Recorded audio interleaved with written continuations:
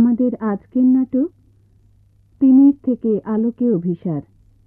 রচনা সিরাজ খান, প্রযোজনা ডক্টর ইনামুল হক।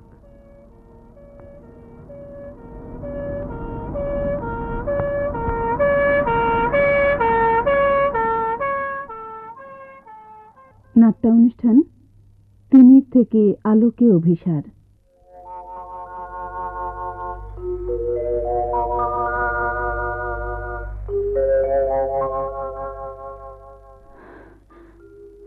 তুমি তো তোমার নিজের ভুবনে বিচরণ করতে, তোমার নিজের মধ্যেই তো তুমি বেশ গুটিয়েছিলে। কেন কেন আমি তোমাকে আমার কাছে টেনে আনতে চাইলাম, আমার সাথে জড়াতে চাইলাম।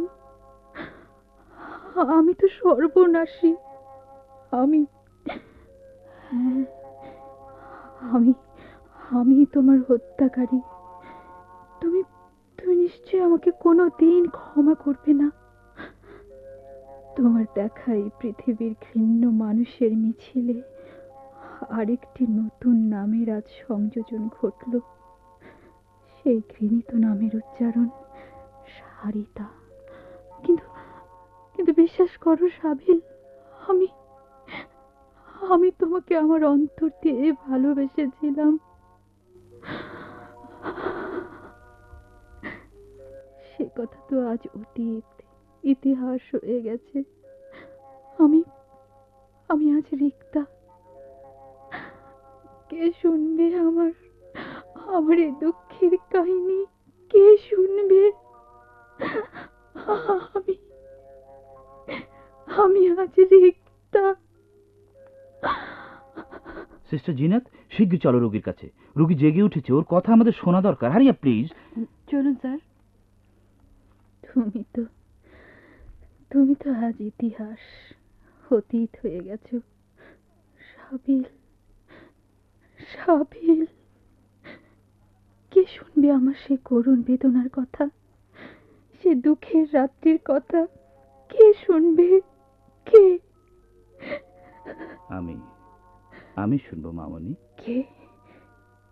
কে তুমি? আমি ডাক্তার মুরাদ। আমি শুনবো তোমার সব কথা।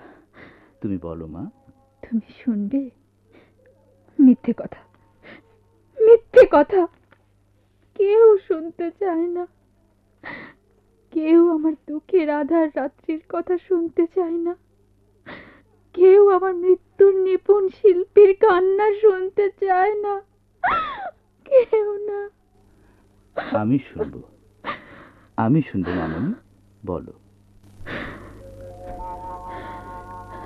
দুঃখের আধার রাত্রি বারবার এসেছে আমার দ্বারে, কিন্তু সে তো পারল না অন্ধকারের ছলনার ভূমিকায় দুঃখের আধার রাত্রিকে অতিক্রম করতে। কেন সে পারল না? কেন? Sister please take note of, be quick please.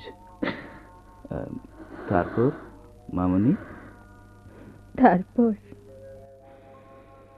তারপর সেই রাত্রি পেরিয়ে হবে আমাদের মধুর মিলন।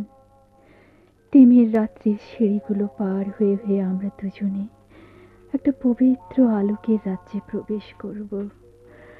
সাবিলের মুখমণ্ডল হতে পৃথিবীর যত ঘৃণা, যত করুণা, যত ক্ষোভ আর দুঃখের কালিমা আমি সব দুহাতে মুছে দেব।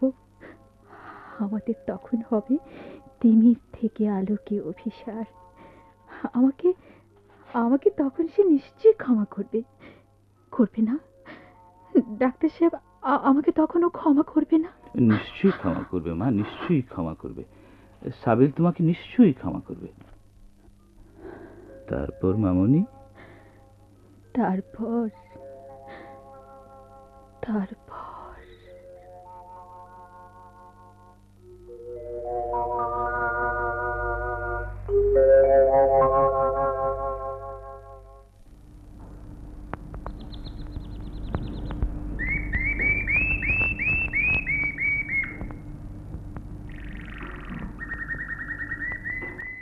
এই দেখো, ওই ফুল গাছটার ওপর প্রজাপতি দুটো কেমন সুন্দর উড়ে বেড়াচ্ছে। তাই তো, বেশ সুন্দর লাগছে। আরো কিছু বলো, থামলে যে বড়। তুমি বলো, আমি শুনি। তবে শোনো, ওই ফুল গাছটা হলো আমাদের সেই সুন্দর পৃথিবী, আর প্রজাপতি দুটো সারিতা আর সাবিল। এই তো বেশ কথা ফুটেছে। কথা ঠিক ফোটে, তবে মাঝে মাঝে একটু একটু আনমনা হয়ে যাওয়া, এই তো। তা ঠিক না, ওসব পুরনো কথা বাদ দাও। এই সুন্দর বিকেলে অনেক কষ্টে পাওয়া এক চিলতে সবুজ আঙিনায় বসে অন্য কিছু বলো সারি। আচ্ছা সাবিল, বলো তো, এই শহরের জীবনটা তোমার কেমন লাগে? মোটেই ভালো লাগে না। শহরের এই হট্টগোল হইচই আমি একেবারে সইতে পারি না। এখানে সবাই যেন কিসের নেশায় সারাক্ষণ কেবলই ছুটছে, তবু তার নাগাল পাইছে না। সহজ সুন্দর জীবনের কোনো গন্ধ নেই এখানে, নেই সরল অনাবিল হাসির কোনো ছবি। বিশ্বাস করো সারি, এক এক সময় মনে হয় সবকিছু ছেড়ে ছুড়ে চলে যাই শৈশবের সেই দিনগুলোতে। তাই যাব আমরা, আমরা দুজনে সে জীবনে ফিরে যাব কোনো একদিন। সেখানে আমরা ছোট্ট একটা ঘর বাঁধব, তুমি আর আমি একটা মফস্বল কলেজে পড়াবো। আমরা সুন্দর মানুষ করে তুলব। তুমি কবিতা লিখবে, কবিতা আবৃত্তি করবে, আমি গান গাইব, তুমি আমার গান শুনবে, আমি তোমার কবিতা শুনবো। এই, একটু কবিতা শোনাও না, তোমার নিজের লেখা কবিতা। শুনবে? হুম। আজ সকালেই কবিতাটা লিখেছি, তোমাকে শোনাবো বলে পকেটে রেখেছিলাম, ভুলে গেছি। আচ্ছা শোনো তাহলে। কবিতাটার নাম হলো অনেক আশ্বিন হারিয়ে এলাম। বাহ। পদ্মার তীরে কাশফুলগুলো শিশিরের হাওয়ায় দুলেছিল কিনা দেখিনি যে আশ্বিনের দিনে। সকাল সন্ধ্যার কোনো অনুপলে দেখিনি যে ঘাস ফুলে ফুলে ফড়িংয়ের মেয়ে কিছে কথা বলে। পুকুরের ঢেউয়ে শালিকের বধূ বৃষ্টির দিনে নেচেছিল কিনা জানি না তো কিছু। কলমির ছোপে মাছরাঙা পাখি সারাদিন ধরে ছিল কিনা আহা পুকুরের জলে মুখ দেখে দেখে। কি কেমন লাগলো? বাহ, চমৎকার।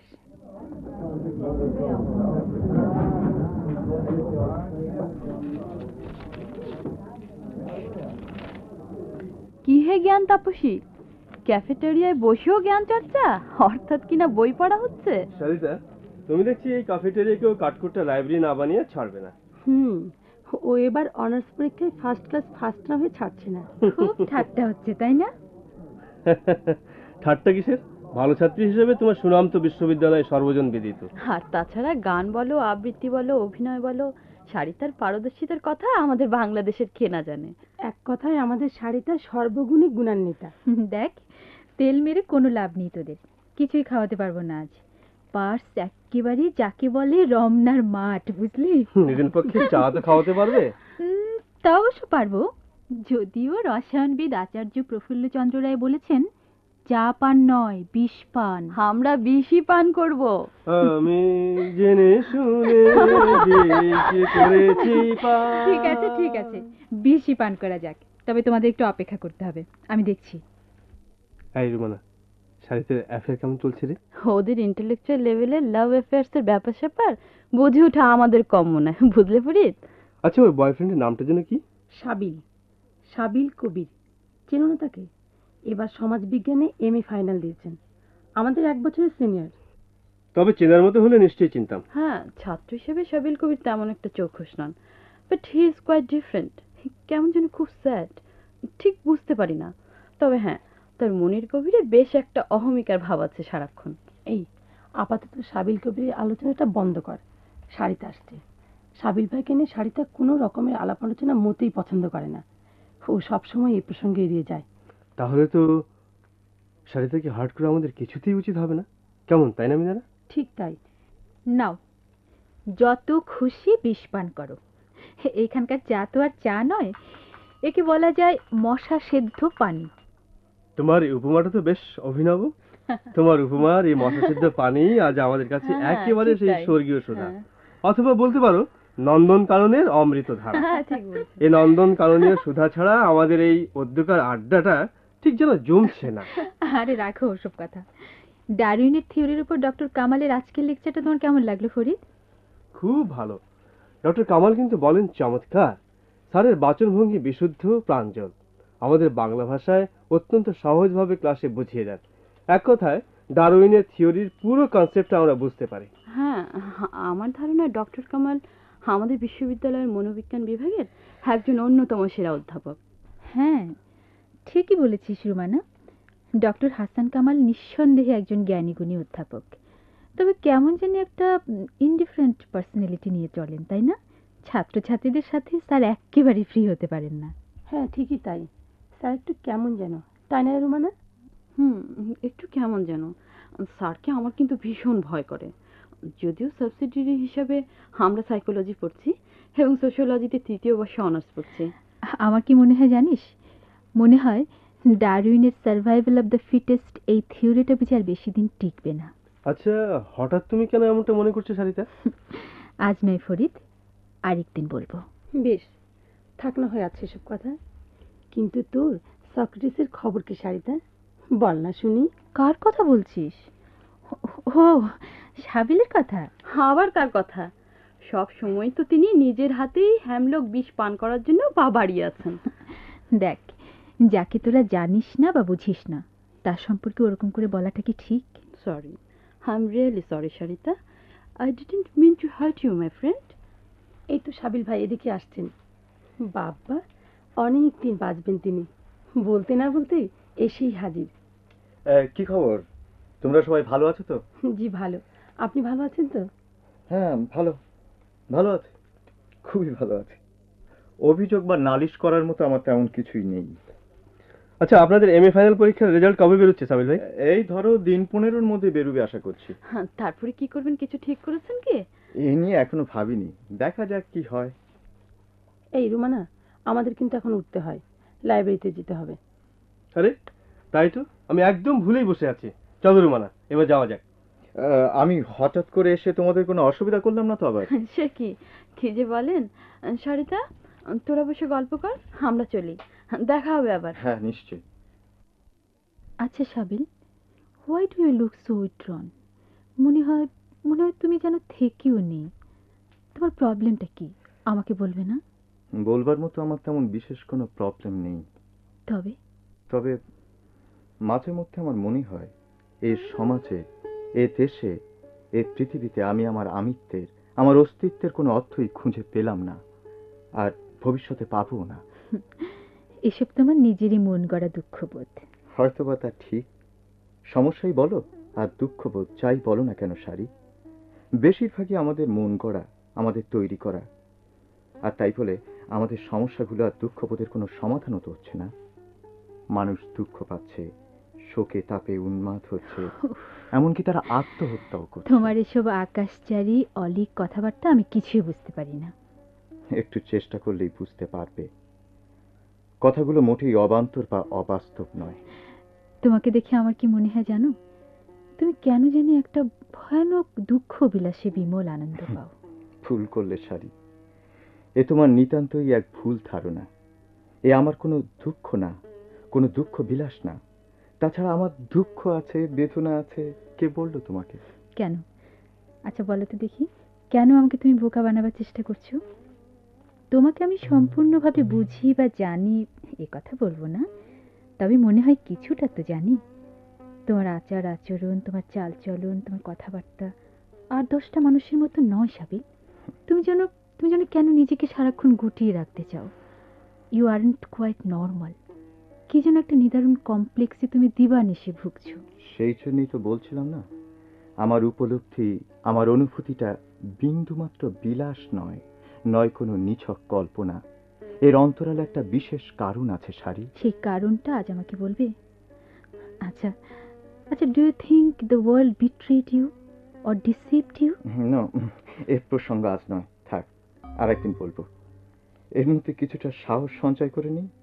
ভেবেছিলাম কাউকে কোনোদিন সে কথা বলবো না। এটা কিন্তু আমার ভুল হবে, এ কথা আজকে আমি বুঝতে পারছি। একদিন না একদিন কাউকে না কাউকে সে কথা আমাকে বলতেই হবে। তোমাকে তো আমার বলতেই হবে সারি। আমার কেন জানি মনে হয় তুমিও আমাকে করুণা করো। সাবিল, কেন এই কথা বললে? কেন তোমার এই ধরনের কমপ্লেক্স? রাগ করছো কেন সারি? আমি কিন্তু অতটা ভেবে বলিনি, বিশ্বাস করো লক্ষ্মীটি। না, আজ তুমি কিছুতেই এড়াতে পারবে না। তোমাকে বলতেই হবে। তোমার সব কথা তুমি আমাকে বলো, আমি আজ শুনবো। সময় এলে নিশ্চয়ই বলবো। এখন বরং একটা কবিতা শোনো, আমার খুবই প্রিয় এ কবিতা। আজ সকালেই আমার হলের ঘরে বসে পড়ছিলাম। কবিগুরুর দুঃখের আঁধার রাত্রি, বিশ্বকবির অন্তিম সময়ের এই কবিতা শোনো। দুঃখের আঁধার রাত্রি বারে বারে এসেছে আমার দ্বারে, একমাত্র অস্ত্র তার দেখেছিনু কষ্টের বিকৃত ভান, ত্রাসের বিকট ভঙ্গি যত, অন্ধকারে ছলনার ভূমিকা তাহার। যতবার ভয়ের মুখোশ তার করেছি বিশ্বাস, ততবার হয়েছে অনর্থ পরাজয়। এই হার জিত খেলা, জীবনের মিথ্যায় কুহ, শিশুকাল হতে বিজড়িত পদে পদে এই বিভীষিকা, দুঃখের পরিহাসে ভরা, ভয়ের বিচিত্র চলচ্ছবি, মৃত্যুর নিপুণ শিল্প বিকীর্ণ আধারে। সাবিল, তোমাকে আমি বুঝি না, আজকেও আমি তোমাকে বুঝতে পারলাম না।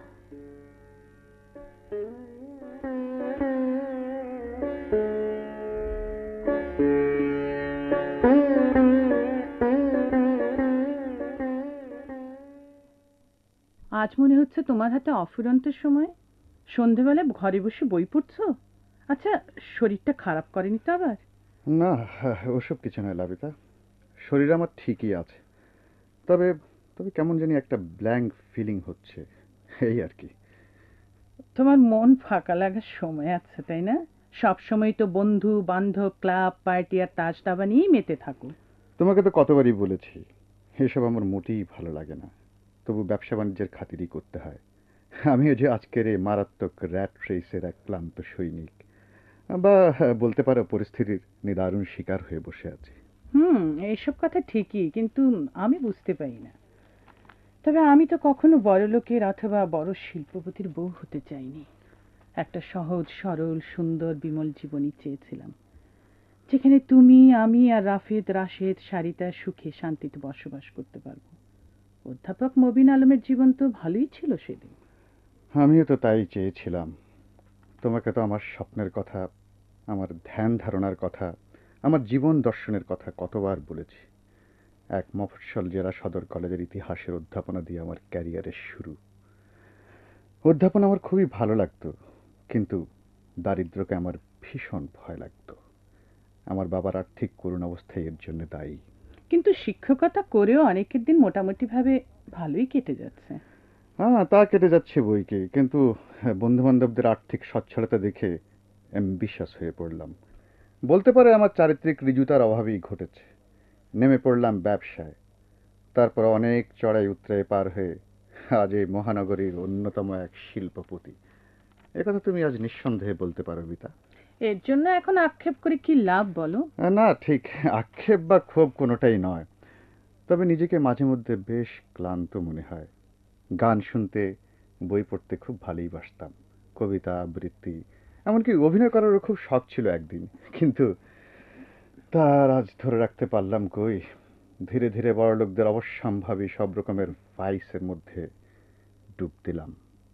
ছেলে মেয়েদের দিকে, এমনকি এমনকি তোমার দিকেও খেয়াল রাখার সময় রইল না আমার। এখনো সময় আছে। ইচ্ছে করলেই তুমি তোমার সেই সুন্দর স্বপ্নের জীবনে ফিরে যেতে পারো, সেই অধ্যাপক মবিন আলমের জীবনে। না লাবিতা, তা হবার সুযোগটি আজ আর নেই। It's now too late.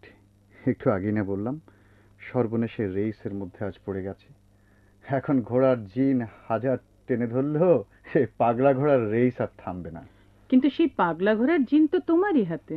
ভুল, ঘোড়াটা তো আমারই সৃষ্টি, কিন্তু জিনের নিয়ন্ত্রণটা আমার হাতের একেবারেই বাইরে।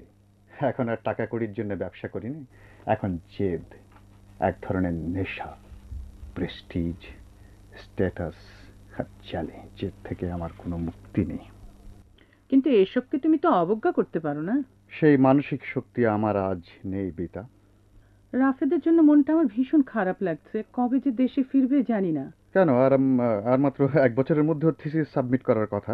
হয়তো দেখবে তোমার রাফেদ ডক্টরেট করে আমেরিকাতে সেটেল করে বসে আছে, আর তোমার ছোট ছেলে শাহেদও FRCS করে ব্রিটেনেই থেকে যাবে। আমি কিন্তু আগে ভাগেই তোমাকে কথাগুলো বলে রাখলাম বিতা। তুমি আমার নিষ্ঠুরের মতো কথা বলো না তো। ওরা দু ভাই ঘরে ফিরে এলেই আমি মিষ্টি দুটো বউ ঘরে আনবো, এ কথা তোমাকে আমি আগেই বলে রাখলাম। বেশ, খুব ভালো কথা।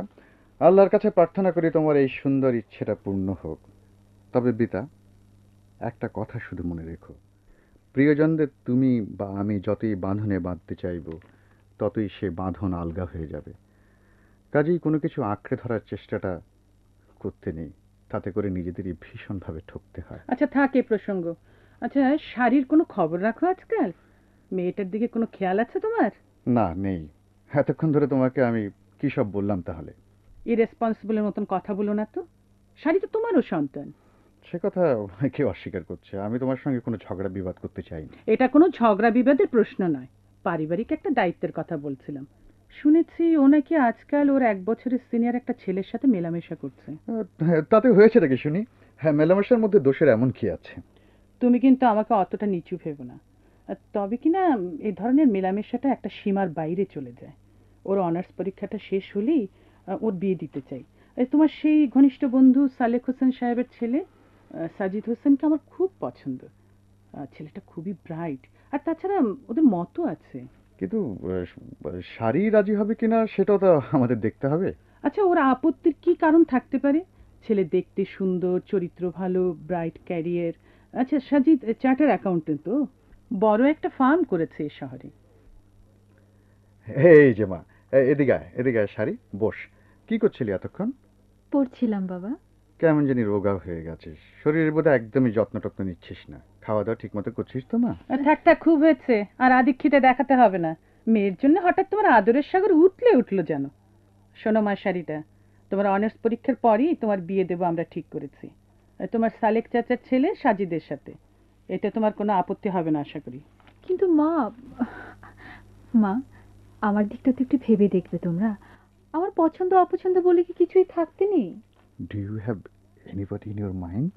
কে আবার? ওই যে যার কথা একটু আগেই তোমাকে বললাম, সেই হবে আর কি। শাড়ি, সত্যি? হ্যাঁ বাবা, সত্যি। ছেলেটার নাম কি? কি করে সে? সাবিল, সাবিল কবির। এবার সোশিওলজিতে এমএ ফাইনাল পরীক্ষা দিয়েছে। বেশ তো, একদিন একদিন বাসা নিয়ে এসো, তোমার বন্ধুর সঙ্গে আলাপ করা যাবে।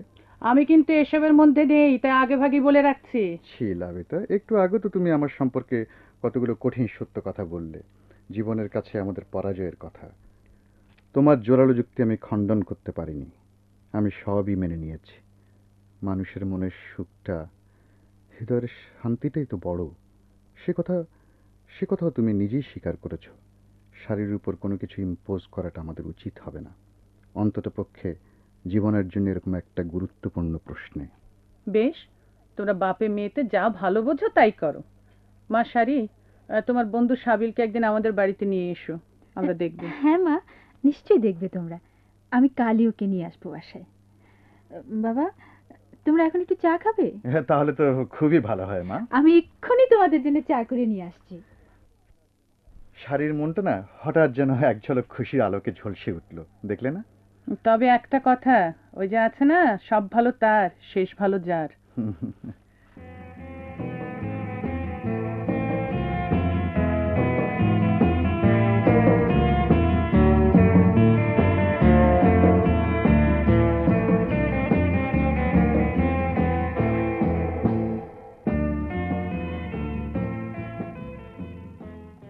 সারিতা, তুমি কেন মিছে মিছে আমাকে পীড়াপিড়ি করছো? সত্যকে চেপে রাখা যায় না তা আমি ভালো করেই জানি, কিন্তু সত্য যখন আত্মপ্রকাশ করে সবার অজান্তে, তখন তা কখনোই সুখময় হয় না। তুমি রাজা ইডিপাসের গল্পটা জানো না? সাবিল, তুমি তোমার ইন্টেলেকচুয়াল কথামালার ফুল গেথে গেথে কিন্তু প্রসঙ্গটা চাপা দেওয়ার চেষ্টা করছো। আজ কিন্তু তোমাকে বলতেই হবে তোমার জীবনের সে গোপন কথা। হ্যাঁ, আমি আজ শুনবই। তুমি আবার জেদ করছো শাড়ি। আমি তোমাকে ভীষণভাবে ভালোবাসি, আর সেই সত্যটা, সেই গোপন ব্যথাটা বড়ই মর্মান্তিক। তুমি সইতে পারবে না শাড়ি। না, আমি পারবো, আমি পারবো সাবিল, কারণ আমিও তোমাকে ভালোবাসি। আমি আমি তোমাকে আমি তোমাকে বিয়ে করতে চাই। আমি চাই 2-1 দিনের মধ্যেই তুমি আমার বাবা মার কাছে আমাদের বিয়ের প্রস্তাবটা নিয়ে যাও। শাড়ি, আমিও তো তোমাকে ভালোবাসি খুব, কিন্তু আমার সন্দেহ হয় এ কোনো মোহ নয় তো, অথবা আমার প্রতি তোমার করুণা। ছোটবেলা থেকেই মানুষের করুণা দয়া পেয়ে পেয়ে বড় হয়েছি, তাই আমি তোমাকে ভালোবাসার সাহস খুঁজে পাই না। আজ আজ মানুষকে আমার বিশ্বাস করতেও দারুণ ভয় হয়। তুমি মোহ আর করুণার কথা বলছো তো? এটা কিন্তু তোমার একটা বড় রকমের কমপ্লেক্স। এটা তোমার মন গড়া একটা ভীতি, মিথ্যে একটা সংকোচ বোধ। আসলে কিন্তু তুমি বেসিক্যালি খুবই ভীরু। হয়তোবা তাই, আমি যা আমি তাই। হুম, তুমি কিন্তু অহংকারীও বটে। কবি কি বলেছেন জানো না? মানুষে বিশ্বাস হারানোটা কিন্তু পাপ। আচ্ছা, আচ্ছা, তুমি এত জীবন বিমুখ কেন বলো তো? বলবো, তোমাকে সবই বলবো। তোমার সাহস আমাকে কেবল সাহসী নয়, বরং দুঃসাহসী করে তুলেছে, এবং তুলবেও। সারি, বাবাকে খুবই অল্প অল্প মনে পড়ে। সেই স্মৃতিটা খুবই ঝাপসা। লম্বা ছিপছিপে গড়ন ছিল আমার বাবার।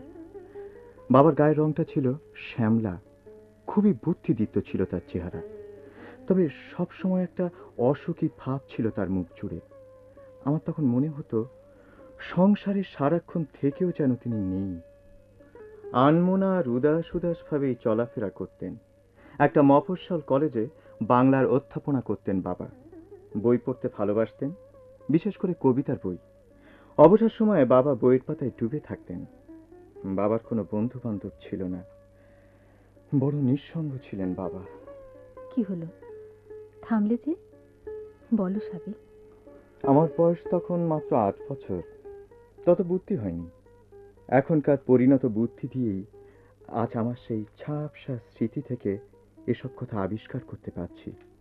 অবশ্যই আমার বুঝবার ভুলও হতে পারে, তবে আমি বুঝতে পারতাম বাবার একটা খুব সুন্দর মন আছে। স্বল্পভাষী বিনয়ী মানুষটার মধ্যে প্রচন্ড একটা উষ্ণতা আছে। কিন্তু আমার মা ছিলেন একেবারেই ভিন্নমুখী। বিশ্বাস করো সারি, বাবার ঠিক বিপরীত চরিত্রের। মা ছিলেন স্থূল বুদ্ধি সম্পন্না। আমার মা দারুণভাবে অ্যাম্বিশাস। বন্ধু বান্ধব, আমোদ ফুর্তি, অর্থ, জৌলুস এগুলো ছিল মায়ের খুবই প্রিয় উপকরণ। বাবার দারিদ্র্যকে মা ভীষণভাবে ঘৃণা করতেন, মোটেই তা মেনে নিতে চাইতেন না। আমার মা সব সময় একটা রোমান্টিক জগতে বাস করতেন। বাবাকে তিনি কখনো পুরুষ বলে মনে করতেন না। মা দেখতে বেশ সুন্দরী ছিলেন, তবে তবে তার সৌন্দর্যের মধ্যে একটা উগ্রতা ছিল। স্বাভাবিক কারণেই বাবা মার মধ্যে একটা বিরোধ ছিল। এক কথায় বলতে গেলে তারা দুজনে যেন পরস্পরের জন্য ছিলেন না। ওই যে বললাম, আমার বয়স মাত্র 8 বছর ছিল। তাদের মন কষাকষি দিনে দিনে চরমে উঠল। মা বাবাকে প্রায় যাচ্ছে তাই করে হেনস্থা করতেন, অপমান করতেন। একদিন সকালে ঘুম থেকে উঠে জানতে পারলাম বাবা কাউকে কিছু না বলে কোথায় যেন চলে গেছেন বাড়ি ছেড়ে। শহরের কেউ তা জানে না। পরে তোমার বাবার কোনো খোঁজ খবর তোমরা পাওনি সাবিল? পেয়েছিলাম বই কি। শুনেছিলাম বাবা দেশের বিভিন্ন মাজারে ঘুরে বেড়াতেন, প্রায় একরকম ভবঘুরে জীবনযাপন করতেন। সে মাত্র কয়েক বছরের কথা। তারপর আর বাবার কোনো খোঁজ খবর পাইনি। আমার মনে হয় হি ওয়াজ অ্যান এসকেপিস্ট। হয়তোবা তাই। আমার মধ্যেও আমার বাবার দুর্বলতা আছে সারি। বাবা চলে যাবার পর মা একদিনও তার স্বামীর কোনো খোঁজ করলেন না। মা আমাকে নিয়ে একটা নতুন বাড়িতে শিফট করলেন। তখন তখন ওখানে পুরো দমে আসর জমে উঠল। নতুন নতুন অতিথি, অভ্যাগত বন্ধু বান্ধব যেন বাড়িটা ভরে রাখল। ধনী লোক, সমাজের উঠতি ব্যবসায়ী, সম্ভ্রান্ত শক্তিবান প্রতিপত্তিশালীদের নিয়ে সারাক্ষণ সে মেতে থাকত। বাড়িতে সারা রাত উল্লাস চলতে লাগলো, আর আমি ঘরের এক কোণে চুপ করে পড়ে রইলাম। সাবিল, সাবিল, তোমার মায়ের নাম কি? নামটা বললেই চিনে ফেলবে, অন্তত তোমার বাবা নিশ্চয়ই চিনবেন। তিনি একালের একজন অধুনালব্ধ প্রতিষ্ঠিত সোসাইটি ওম্যান। তারপর? তারপর বলে যাও, থামলে কেন? আমাকে আমার মায়ের বন্ধুরা বেশ আদর করতেন। প্রাচুর্যের কোনো অভাব অনাটন ছিল না। হঠাৎ করে যেন আমার খাওয়া পড়ার আধিক্য বেড়েই চলল। কিন্তু মায়ের এই উল্লাস মেলায় আমাকে সবসময় অপ্রয়োজনীয় বেমানান মনে হতো সবাই যেন আমাকে করুণা করছে, দয়া করছে। সারি, আমি একদিন বাড়ি থেকে কাউকে কিছু না বলে পালিয়ে গেলাম। ওই 8 বছর বয়সে? না, তখন আমার বয়স বুঝিবার 9 হবে। ও, তারপর? তারপরের ঘটনা আজ আর বাড়াতে চাই না। না, আজ আমি পুরো ঘটনা শুনবো। সাবিল, তুমি বলে যাও। তারপর এক আশ্রয় থেকে আর এক আশ্রয়ে মাথা গুজতে গুজতে আমি এইভাবে বেড়ে উঠতে লাগলাম। বলতে পারো আশ্রিত হিসাবে, পরকাছা হিসাবে কারো না কারো কাছে আমি ঠিকই একটা আশ্রয় পেয়ে যেতাম। দেখো, আমার চেহারাটায় যে সর্বক্ষণ একটা দুঃখী ভাব বিরাজ করছে, সেজন্যই বোধ হয় আমার সবার করুণা বা দয়া পেতে কষ্ট হতো না। প্রথমে এক নিঃসন্তান চা দোকানদারের আশ্রয় থেকে মাধ্যমিক পরীক্ষায় পাশ করি। নদীর ফেরিঘাটে তার চায়ের দোকান ছিল। ওরা স্বামী স্ত্রী দুজনে আমাকে তাদের সন্তানের মতো স্নেহ আদর করতেন। হঠাৎ একদিন আমার আশ্রয়দাতা ভদ্রলোক হৃদরোগে মারা যান। আমার বন্ধন ছিন্ন করে আবার পথে পা বাড়ালাম। আমি আবার আশ্রয় পেলাম এক সরকারি আমলার বাসায়। ওদের এক ছেলেকে আমার পড়াতে হতো। ছেলেটি ক্লাস 4-এ পড়তো। এর বিনিময়ে আমার থাকা খাওয়াটা জুটত। এক রাতে একটা ঘটনা ঘটল। সে ঘটনার কথা আমি তোমাকে বলতে পারবো না শালি। সে কি, এত কিছু যখন শুনলাম, ওইটুকুনের বাকি থাকে কেন? আমার কাছে তোমার কিসের সংকোচ সাবিল, বলো। বেশ, বলছি, শোনো। আমি তখন আইএ পড়ি। সেই ছেলেটার একটা বড় বোন ছিল। সে ক্লাস 10-এ পড়তো। সে আমার সাথে ভাব করতে চাইতো, কিন্তু আমি এড়িয়ে যেতাম। ওকে আমার মোটেই পছন্দ হতো না। এছাড়া ছেলে মেয়েদের মধ্যে ভালোবাসাবাসির প্রতি আমার একটা বিতৃষ্ণা ছিল, একটা দারুণ ঘৃণাবোধ ছিল। সে যে আমার ছোটবেলার তিক্ত করুণ ঘৃণ্য স্মৃতিটা বোধ হয় এর কারণ। চাপক একদিন রাতে প্রায় 12 কি 1টা হবে, আমি আমার ঘরের দরজায় একটা শব্দ শুনলাম। আমি কিন্তু ওদের বাড়ি থেকে আলাদা বাইরের দিকের একটা ঘরে থাকতাম।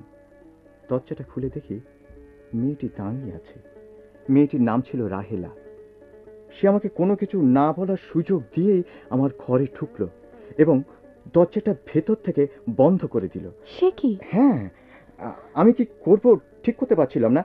রাহেলা খুব ঘনিষ্ঠ হয়ে আমার কাছে এসে দাঁড়ালো। তখনই সে আমার চোখের দিকে তাকিয়ে বলল, এত ভীরু কেন সাবিল? এ কথা বলে আরো কাছে এলো। ঠিক তখন দরজার বাইরে একটা কঠিন কণ্ঠস্বর শুনতে পেলাম, রাহেলা, তুমি তোমার ঘরে ফিরে যাও। রাহেলা দরজাটা খুলল। দেখলাম ওর মা দরজার বাইরে দাঁড়িয়ে আছেন। উনি বোধহয় সন্দেহ করে এই মেয়েকে ফলো করেছিলেন। ফলে পরের দিন সকালে অপমান আর অপবাদের মিথ্যে বোঝাটা কাঁধে নিয়ে আবার সেই যাযাবর। তারপর থেকে আমার জীবনে আর কোনো বৈচিত্র্য নেই কোনো মমতাবোধ। এরপর থেকে টিউশনি আর স্কলারশিপের টাকা দিয়েই বিশ্ববিদ্যালয়ের এই সমাজ বিজ্ঞানে অনার্স করে MA ফাইনাল ক্লাস অবধি চালিয়ে এসেছি এবং MA ফাইনাল পরীক্ষাটাও দিলাম। এবং এই বিশ্ববিদ্যালয়ের এই আবাসিক হলের এই কামরাটার এই আশ্রয়ে এই এখন আছি এবং এই এখন তোমার সঙ্গে কথা বলছি। সাবিল, তোমার মা তোমার কোনো খোঁজ খবর নেননি? তিনি নিয়েছিলেন বই কি, আমি আর তার কাছে কোনোদিনই ধরা দিইনি। ও, তোমার মা এখন কোথায় আছেন? তিনি এখন এই মহানগরীতেই আছেন। এক নামেই মহানগরীর তথাকথিত নামি দামি ধনী উঠতি ব্যবসায়ী শিল্পপতি সমাজপতি সবাই সেই সুবিখ্যাত মহিলাকে চিনবেন। সারি, কি এরপরেও তুমি সাবিল নামের এই তরুণকে গ্রহণ করতে পারবে? নিশ্চয়ই পারবো। কেন পারবো না সাবিল? তুমি শুধু একটা কথাই চিরকাল মনে রেখো, তোমার এই শাড়ি তোমাকে হৃদয় দিয়ে গভীরভাবে ভালোবাসে। তুমি তুমি কালই আমার বাবা মার কাছে আমাদের বিয়ের প্রস্তাব নিয়ে যাবে। এবং আমি আরো কিছু নতুন করে অপমানের নিদারুণ ভয়ানক একটা বিরাট বোঝা ঘাড়ে করে ফিরে আসবো। সাবিল, এই তো সারি, কেবল অপমান অপবাদ করুণা দয়াই যে আমার জীবনের একমাত্র প্রাপ্য, তাকে তুমি বুঝতে চাও না? সাবিল, আমার বাবা মাকে রাজি করানোর দায়িত্ব কেবলমাত্র আমারই। এই সহজ সরল কথাটা তুমি কেন বুঝতে চাও না? ঠিক আছে, আমি তোমাকে কাল সাথে করে আমাদের বাসায় নিয়ে যাব। বাবা মা কিন্তু তোমাকে আজই দেখা করতে বলেছিল। বেশ, যাব। আমি এখন দুঃসাহসী হতে চাই, সারিতা।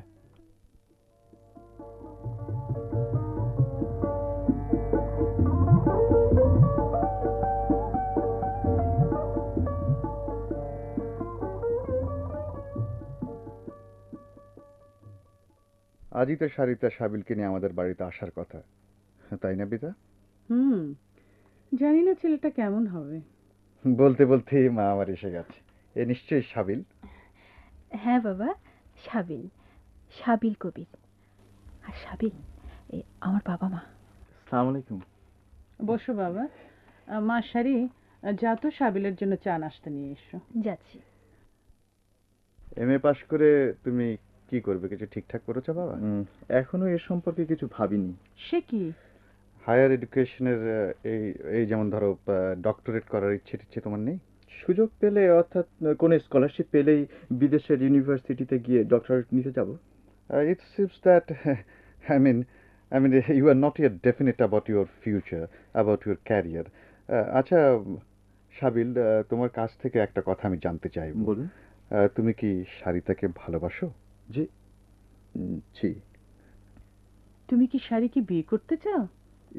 কি বলবো ঠিক বুঝে উঠতে পারছি না। সেই সৌভাগ্য কি আমার হবে? দেখো সাবিল, সারির নিজস্ব মতের বিরুদ্ধে আমরা কিন্তু কিছুই করতে চাইনি। যদিও আমাদের একটা অন্যরকম ইচ্ছে ছিল, তোমার বাবা মাকে বিয়ের প্রস্তাব নিয়ে আসতে বলবে। সারির বিয়েটা আমরা খুব তাড়াতাড়ি সেরে ফেলতে চাই। তোমার একটা ভালো চাকরির ব্যবস্থা আমরাই করে দেব, অথবা বিদেশের যে কোনো ইউনিভার্সিটিতে যদি তুমি ডক্টরেট করতে চাও তারও ব্যবস্থা করে দিতে পারি। আমার সব কথা আমি সারিকে বলেছি। আমার বলার মতো তেমন সামাজিক পরিচয় আজকের এই পরিস্থিতি পরিবেশে নেই। আমার ছেলেবেলায় আমার বাবা নিখোঁজ হয়েছেন। তখন আমার বয়স ছিল 8 বছর। বাবা দেশের একটা মফস্বল কলেজে ইতিহাসের অধ্যাপনা করতেন। বাবা চলে যাবার পর আমি নানা মানুষের দয়া করুণায় আজ এ পর্যন্ত এগুতে পেরেছি। আমার অধ্যাপক পিতার অন্তর্ধানের জন্য দায়ী আমার মা আর আজকের এই কলুষিত সমাজ। আমার মায়ের ব্যক্তিগত ইতিহাস খুব নোংরা। এসব কথা আমি নিজেই সারিকে বলেছি। আমার মা এই মহানগরীর একজন নামকরা সোসাইটি ওম্যান। তোমার বাবার নাম কি সাবিল? বাবার নাম বললে হয়তো চিনতে পারবেন না, তবু বলছি অধ্যাপক নিসার কবির। কিন্তু আমার মায়ের নাম যদি বলি তাহলে নিশ্চয়ই আপনারা চিনতে পারবেন। কে তোমার মা? তার নাম কি? নাহিদা বেগম। একসময় নাহিদা কবির ছিল। ওহ মাই গড, তুমি তুমি নাহিদা বেগমের ছেলে সাবিল? জি হ্যাঁ, আমি বেশ জানতাম তার নামটা শুনলেই আপনাদের কি প্রতিক্রিয়া হবে। এটাই তো স্বাভাবিক। আমি দুঃখিত সাবিল, সারিতার সাথে তোমার বিয়ে কিছুতেই হতে পারে না, সম্ভব নয় সাবিল। আমি জানতাম, তবু যে আপনারা আমাকে প্রচণ্ডভাবে একটা গলা ধাক্কা দিয়ে বের করে দেননি, এটাই আপনাদের করুণা এবং আমার নিজের জন্যে পরম সৌভাগ্য। ছি, কি বলছো Sabil? After all we are gentleman. তোমার জন্য আমরা যদি কিছু একটা করতে পারি, ধরো একটা বেশ ভালো চাকরি অথবা বিদেশি কোনো ইউনিভার্সিটিতে। কৃপা করতে চান? এই তো, ধন্যবাদ। আমি মানুষের করুণা পেতে পেতে এতটা বড় হয়েছি, তাই আজ কৃপা করুণা পেয়ে পেয়ে আমি আমার মনে নিভৃতে নিদারুণ ঘৃণায় বিতৃষ্ণায় সারাক্ষণ কুমড়ে কুমড়ে কাঁদি। আপনাদেরকে আমার অসংখ্য ধন্যবাদ। চলি। সাবিল, সাবিল শোনো, তুমি অত উত্তেজিত হয়ে যেও না। না সারি, আমি ঠিকই আছি। এটা আমার কোনো অহমিকা বা বিলাস নয়। বাস্তবের কাঠিন্যে আমি নিজেকে করে তুলেছি সারি। তুমি আমাকে সাহসী করেছ। আজ হতে আমার দুঃসাহসের জয়যাত্রা। সেজন্যে তোমাকেও আমার অজস্র ধন্যবাদ।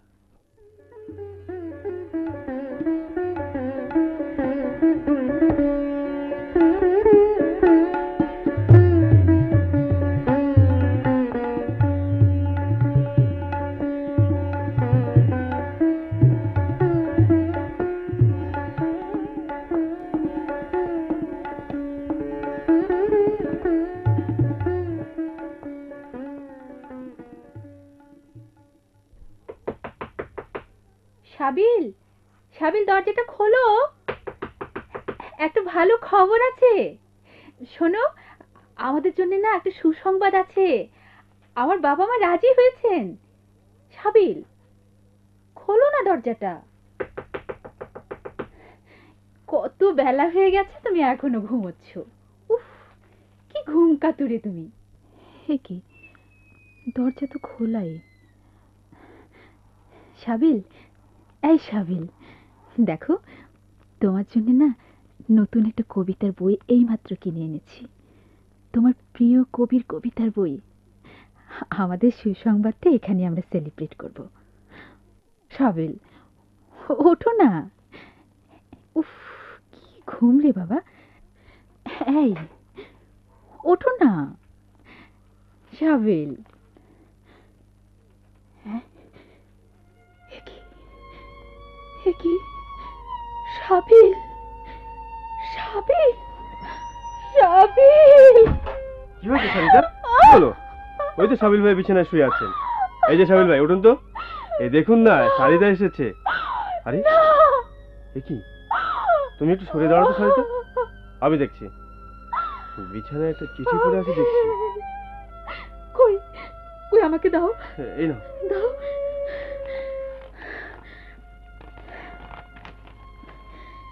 আমারই শাড়ি, তুমি আমাকে সাহসী থেকে আজ দুঃসাহসী করে তুলেছ। এতদিন ধরে আমি এই দিনটিরই অপেক্ষায় ছিলাম, কিন্তু কোনো সাহস খুঁজে পাইনি। আজ কিন্তু আমি সাহসের সোপান বেয়ে বেয়ে দুঃসাহস প্রবলভাবে সঞ্চয় করেছি। তাই আজ আমি সজ্ঞানে আত্মহত্যা করলাম। আমার এই পবিত্র মৃত্যুর জন্যে কেউ দায়ী নয়, কিন্তু মনে রেখো, আমি ভীরু বা কাপুরুষ পলাতক মোটেই নই।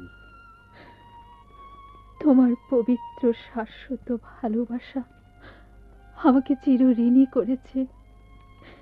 সীমাহীন আকাশের মতোই তোমার সে ভালোবাসার জন্য আমার অকুণ্ঠ অজস্র ধন্যবাদ রেখে গেলাম। তোমার আগামী জীবন সুন্দর হোক, শান্তির হোক, মধুর হোক। বিদায় সারিতা, আমার হৃদয়ের অবশিষ্ট ভালোবাসা জানিয়ে চিরবিদায় নিলাম। এতে তোমারই দুঃসাহসী প্রেমিক সাবিল।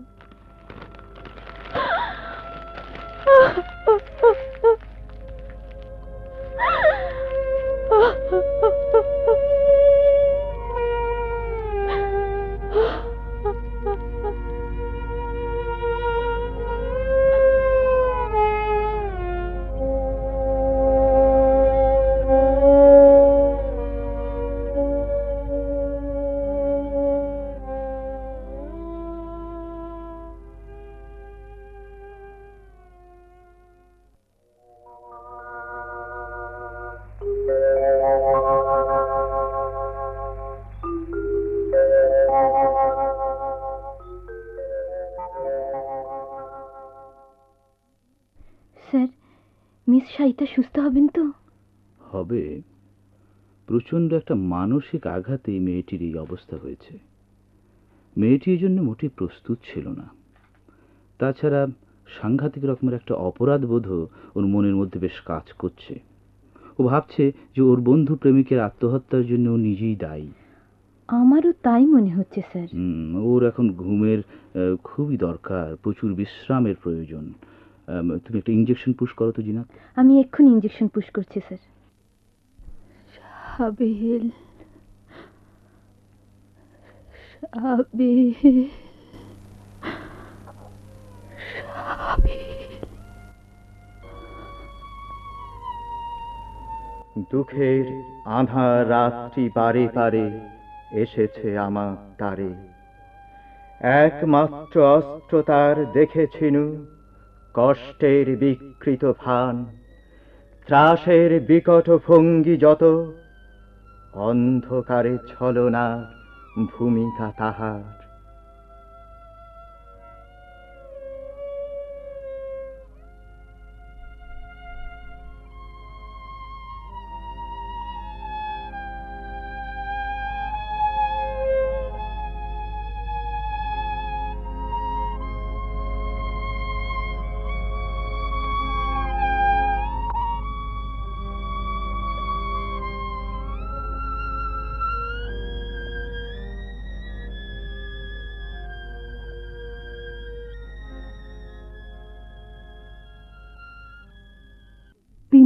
আজকে আলোকে অভিসার নাটকের অভিনয় শুনলেন।